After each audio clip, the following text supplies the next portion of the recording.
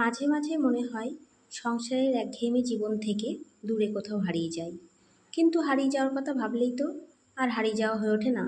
পাপান এখনো অনেকটাই ছোট, তাই দূরে কোথাও বেড়াতে যাওয়ার কথা ভাবলেও বা ইচ্ছা থাকলেও সাহস হয়ে ওঠে না।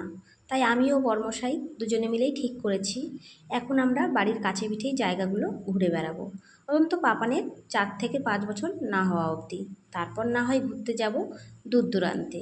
তো বসিরহাটের ঘোষবাড়ি অত্যন্ত জনপ্রিয় জায়গা।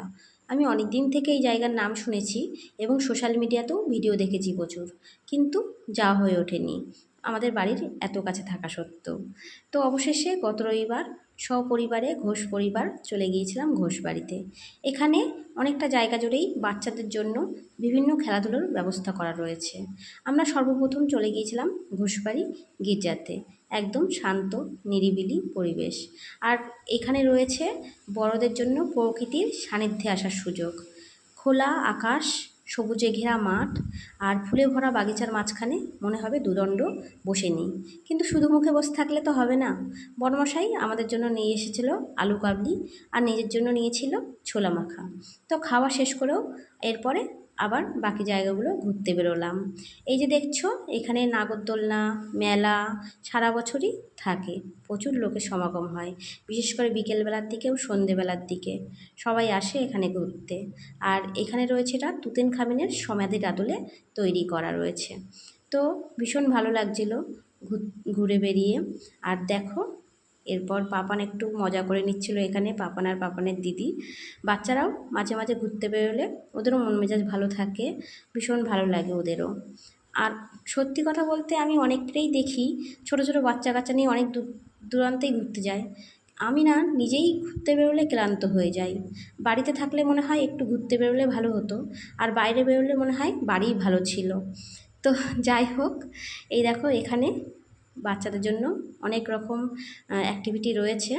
তো মানু এখানে দোলনায় চড়ে নিচ্ছিল, আর সাথে ওর পাপানো ছিল। অনেক অ্যাক্টিভিটি কিন্তু মানে তৈরিও হচ্ছে, অনেক নাগরদোলনা যেগুলো তৈরি করার কাজ চলছে। তো পাপান মানুষ সাথে মানে দিদির সাথে দোলনা চড়ে নিচ্ছিল, আর বাবা দোল দিচ্ছিল। বাবার ভালোবাসা মনে হয় একেই বলে। তো আমিও কিন্তু এরপর শিং ভেঙে একটু বাছুরের দলে যোগ দিয়েছিলাম। শরীর বা দেহের বয়স বাড়লেও আমাদের মনের বয়স কিন্তু সবারই কম থাকে। আর অন্যদের শৈশব দেখলে আমাদেরও কিন্তু সেই শৈশবে ফিরে যেতে ইচ্ছে হয়। তো যাই হোক, ভীষণ মজা করেছিলাম ওই দিনটিতে। আর মানে মানু পাপান ওরাও ভীষণ মজা পেয়েছিল, ওদের দেখে আমাদেরও খুব ভালো লাগছিল। মাঝে মাঝে পরিবার সমেত ঘুরতে বেরোলে বেশ ভালোই লাগে, মুহূর্তগুলো খুব সুন্দর কাটে। তো এরপর সন্ধেবেলা একটু পাপড়ি চাট নিয়ে নিলাম এখানকার ফেমাস দোকান থেকে। ভীষণ সুন্দর পাপড়ি চাট হয়েছিল। তো তোমাদের আমার ভিডিওটি কেমন লাগলো জানিও।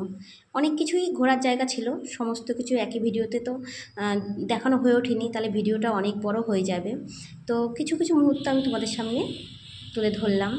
তো সবাই ভালো থেকো। আমি কিন্তু ভিডিওটা এখানেই শেষ করছি। আর আমার ভিডিও যদি ভালো লেগে থাকে তোমরা আমার ভালোবাসা দিয়ে আমার পাশে থেকো। টাটা।